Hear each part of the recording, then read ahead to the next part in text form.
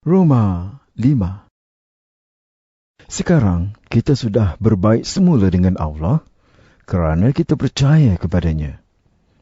Oleh itu, kita hidup dalam kedamaian dengan Allah melalui Yesus Kristus, Tuhan kita.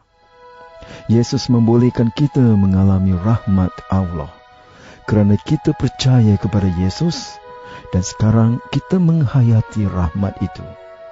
Oleh itu, kita membanggakan harapan untuk beroleh bahagian dalam kemuliaan Allah. Kita juga membanggakan penderitaan kita kerana kita tahu bahawa penderitaan menghasilkan ketekunan. Ketekunan menyebabkan kita diperkenankan oleh Allah. Oleh itu, kita mempunyai harapan. Harapan itu tidak akan mengecewakan kita kerana Allah sudah mencurahkan kasih-Nya ke dalam hati kita. Allah melakukan hal itu dengan perantaraan Roh-Nya yang sudah dikurniakannya kepada kita. Semasa kita dalam keadaan tidak berdaya, Kristus mati pada masa yang ditetapkan oleh Allah untuk menyelamatkan kita, orang yang jahat. Susahlah orang mau mati bagi orang yang mentaati hukum agama. Mungkin ada orang yang bersedia mati bagi orang yang baik hati. Tetapi Allah telah menunjukkan betapa besarnya kasih-Nya kepada kita kerana Kristus mati bagi kita semasa kita masih berdosa. Melalui kematian Kristus, kita sekarang berbaik semula dengan Allah. Oleh itu, kita pasti akan diselamatkan oleh Kristus daripada kemurkaan Allah kelak. Dahulu, kita bermusuhan dengan Allah. Tetapi, Allah menjadikan kita sahabat-sahabat-Nya melalui kematian anak-Nya. Sekarang, sebagai sahabat-sahabat Allah, kita pasti akan diselamatkan kerana Kristus hidup. Bukan itu saja, kita pun bersukacita kerana apa yang sudah dilakukan oleh Allah melalui Tuhan kita Yesus Kristus. Melalui Kristus, kita sekarang dijadikan sahabat-sahabat Allah.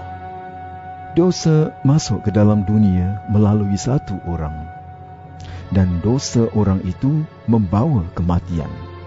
Akibatnya, maut menjangkiti segenap umat manusia kerana semua orang berdosa. Dosa sudah ada di dalam dunia sebelum Taurat diberikan. Tetapi, jika tidak ada hukum, dosa tidak diperhitungkan.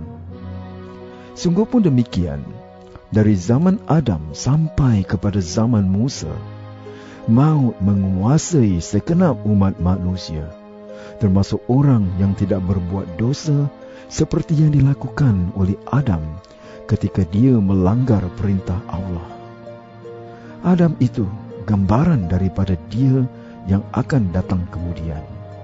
Tetapi, kedua-dua mereka tidak sama kerana anugerah Allah sangat berbeza dengan dosa Adam.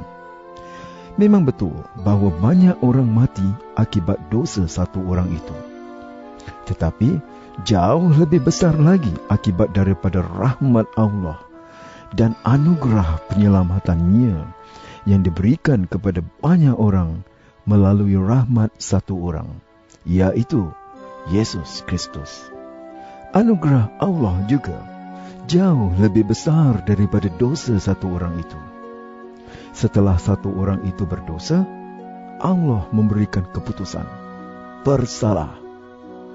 Tetapi setelah banyak orang berbuat dosa, Allah mengurniakan anugerahnya dengan menyatakan mereka tidak bersalah.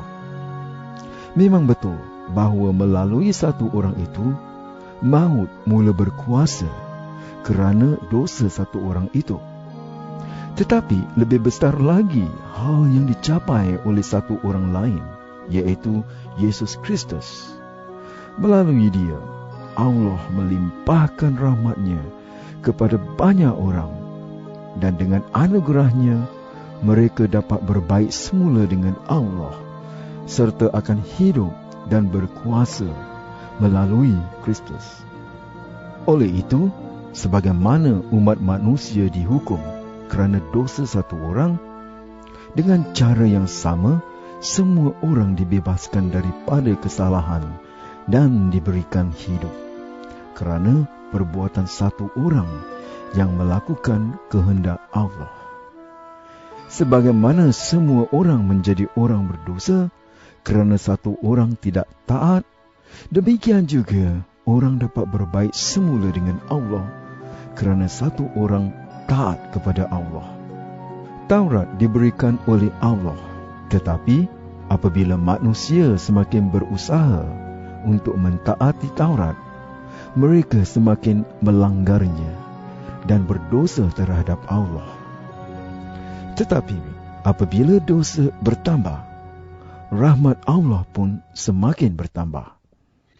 Oleh itu, sebagaimana orang harus mati kerana berbuat dosa, demikian juga rahmat Allah berkuasa untuk membolehkan kita berbaik semula dengan Allah, sehingga kita beroleh hidup sejati dan kekal melalui Yesus Kristus, Tuhan kita.